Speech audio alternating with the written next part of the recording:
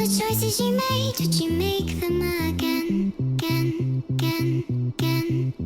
All the lies that you told, did you believe in them? How's it going, everyone? It's your boy Darth Shigong, gaming on the dark side, GOTDS, and you know, as always, we got this coming at you with another video for Clash of Beasts. That's right, guys. This one's gonna be a real short one. It's more of I guess, you know, I'm asking you guys. I need your guys' help. I'm at a crossroads with Clash of Beasts. I have just recently finished the second legendary branch in the season beasts here. I got myself Quetzalcoatl all the way done. I just finished that, and now I've got enough keys that I can choose my very first mythic. And we got two choices, right? We've got this cool little jaguar dude. He's gonna be doing his thing. I mean, you can sit there and see a little video of that guy doing his stuff, man. It's pretty interesting. But before we can get into the video kind of showing his little powers here, let's go into a bit of the lore on this cat, Jaginda. I love lore. Let's do it. If the beasts of this new world are impressive, the higher beasts are something else entirely. These are the most formidable of the gigantic creatures, rarer, wiser, more powerful. Jaginda, priestess of pain, is one of those. Like her lesser form cousins, she revels in hiding and pouncing. How, you may ask, can she do so at such a size? Varen is home not only to massive fauna, but gargantuan flora as well. Our expeditions deeper into Varen have brought us to the dark wilds. We have lost many a scholar during our jungle treks. The dark wilds are a forest of giant trees and bushes, the perfect breeding ground for predators of this magnitude. Jaginda has staked her claim on much of the eastern stretch. Her prey, not just humans, nor even regular fauna. It is other beasts that she preys on, pouncing on them from the canopy tops, leaving no chance for them. She has adorned herself with trophies of her victims. Armor, bones, tusks, feathers all cover her body, making her more ferocious looking with every triumph. The Priestess of Pain is a favored summon of the local peoples around the wilds. While they have stayed clear of the dark wilds, they have never hesitated to call upon her when needed, knowing she would answer their summons not for their sakes, but for the thrill of the hunt and the hunger for yet another trophy on her increasingly crowded body. What better way to protect a village from a beast attack than to summon another to defend it? Our forays into the depths of the wild have proven perilous. Our suspicions of there being a connection between the villagers and this Jaginda are all but confirmed. Now, I haven't had a chance, obviously I haven't unlocked either one of these beasts, but there is a video here they have in game. You can kind of see some of Jaginda's skills here. It's obviously the Hala affinity, right? That's that golden one and stuff, which from what I've seen, there really isn't a lot of people that have that on their lands, so I could see this guy not getting hit by too much. But he's got like that little jump skill like the frog. He sits there, he can blast this stuff. He looks like he's one of those guys where you tap the screen and you shoot a bunch of balls with something like that, right? So he's a tapper. From what it looks like, he can have semi-immunity from the towers, whether it's projectile or beam. He also can heal himself. There's a lot of stuff here, you know, so it's kind of cool. And I do like the idea. I was looking at him, I watched that video from Fast Hands Gaming. He was kind of mentioning the fact that, you know, this guy here might be pretty interesting in the fact that there isn't going to be a lot of Hala defenses because supposedly those towers aren't the best ones. I'm not really big on the tower stuff yet. I really haven't done enough research to know which affinities are going to be best. However, with this guy out and about, it probably wouldn't hurt to have at least one Hala defense out just to kind of slow this dude down. But if it's anything like any of the other guys that are seasonal and mythics, I see, you know, you got a powerful dude here who's going to go through all your stuff anyways. It's just how it is as we're going, especially for the guys that are like me, which are still kind of in the beginning range of this game, you know, and defense is still kind of meh and all, so who knows. Anyways, kind of interesting looking. Let's move on to the other one. Alright, so the next beast we got here is Tentalose, man. This guy is like a freaking ice chicken with a beak, or I should say a horn on his nose. I mean, even when you listen to the sounds he makes, man, it's kind of crazy. But, you know, I like his design. Blue is my favorite color, so that helps out. The only problem is, just like it was pointed out in Fast Hand Gaming's video, is that, dude, there are blue defenses all over the place, right? Theris is a very common defense. So this guy's going to be running into a lot of islands where he'll have that, he'll get smacked by the tower affinity thing, right? And it's going to be not so much fun, unlike the other guy, right, where you don't run into as much. So you got to take that in consideration when you're going to be choosing which one of these guys you want to go with. I'm obviously having to consider that.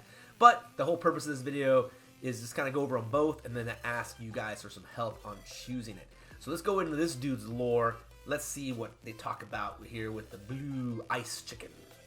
Okay, so this lore is pretty tasty as well. Like I said, guys, I love lore, so it's always fun to kind of get into it. Let's go. Let's begin here. Alright. Our initial assumptions of Varen have proven us wrong time and again. It would seem that it is not as fractious a mass as we first thought. There are in some areas larger islands. Our assessment is that the larger the island mass, the larger the beasts that have emerged on them. Isolated, without competition, they have thrived. Among them are the great birds at the canopy tops of the jungles. The towering jungles of Varen are home to many a treetop species. Canopy guardians guard vast swaths of jungle canopy surfaces from predators that roam the skies above. Many know of one they call Proudbeak, guardian of the Calanti Shrevas, but there is another, Tentalose, treetop king, moved up the pecking order of his clan. Pecking order, oh my god, dude, that's not cheesy. Moved up the pecking order of his clan by being the most prolific guardian of the Yulinar Strait. It was a quick climb up the ranks that not only brought on the resentment of other mega toucans, but also the wrath of the rival clan, particularly Proudbeak himself. However, his climb was for good reason. The skies above his swath of canopy are the most peaceful ones. His ferocity is unrivaled both above and below the tree line. He has come to be known as the first guardian of the jungle, outperforming Proudbeak and lesser beasts. We have sent our best climbers and are glad to report that they have returned unharmed. It would seem these great birds have a singular focus: rival beasts, particularly aerial ones. So the lore is pretty interesting. Now this guy is a bit different, right? I mean, he's, I think a mage class, so that's the one where you do like the little swipe attacks. However, his swipe attacks, from what I've seen, does more of like a bleed effect, right? Like kind of does a damage over time, so it's a dot.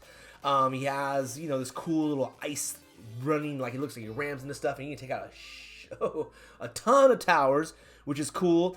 Like I said, remember, we're taking into consideration, there's going to be times where his mana regeneration is going to be horrible, because he's going to be getting hit with a lot of those blue towers, right? They're all over the place. It's insane how much blue towers people have on their lands. It's way more common than those yellow towers, right, that Jag would run into. So being able to go in there and wipe out a bunch of towers with one hit, that's going to be a big deal. Now, he also has, I guess, like a beam resistance. However, from what I heard from Fast Hand Gaming, so if you guys haven't checked out his videos, he's been playing the game way longer than I have. So he's got some more insight, and I guess he also has an inline with the devs, so he can ask them questions. But he was mentioning that the beam defense doesn't defend this guy from the effects of the god towers. So that's something you got to take into consideration. He's going to be pretty vulnerable to those things, so all the effects that they do on him, which, like I said, when you run into that dang purple towers, dude, right, where those the Slurn towers, I think it is, where it like blinds your beast and you can't hit stuff, that's annoying, especially on, like, I want to say it's like the Berserker type, whatever the one that has like the beam attack. That sucks when those things are missing left and right. Something like this, though, you use that swooping in ice attack. Hopefully you won't miss too many things, because that always bites when that happens too. That happens a lot with my spider. I'll go with the underground attack, I'll pop up, and like maybe one tower gets hit. And I'm like, oh dude, that's horrible. Anyways, guys, so that is Tentalose. Now we come down to the part where I'm going to be asking for your guys' help here. Which beast do you think I should be getting?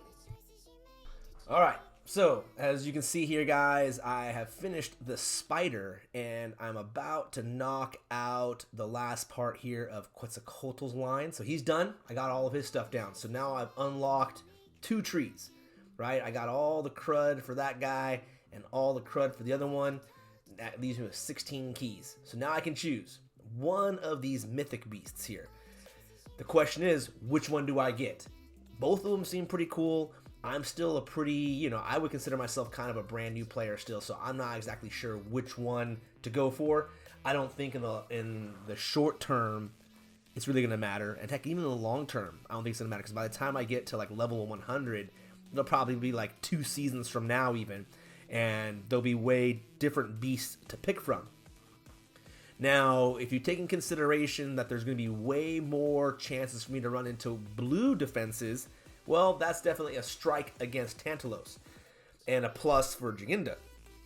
But then you take into effect, I guess, maybe, the fact they're both powerful and they both do things. And sometimes I feel like, if there are a lot of, I guess, different than blue defenses, having a mage class is kind of cool. I do like mage class titans.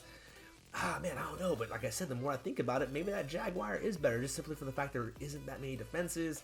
He does some stuff. But, don't get me wrong. The rogue classes are cool. I mean, they're fast. You're sitting there spitting out their little fireballs and stuff. But sometimes, I think swiping just feels more effective. I feel like I'm able to swipe and hit multiple towers as opposed to having to go back and forth when I'm tapping my screen. It's a tough one. So since both of them, I really don't feel one way or the other overall about them, I'm going to leave it up to you guys. All right, I'm going to leave it up to you guys. Which one do you think I should go for? All right, I want you guys, please comment below. All right, I'm gonna do this between this and my Discord group there that we got. I'm gonna be seeing who mentions what. I'm gonna tally it up, and whoever gets the most votes, whether it's Jaginda or Tentalose, that will be the beast that I unlock, and I will make a video of me unlocking that based off of the results.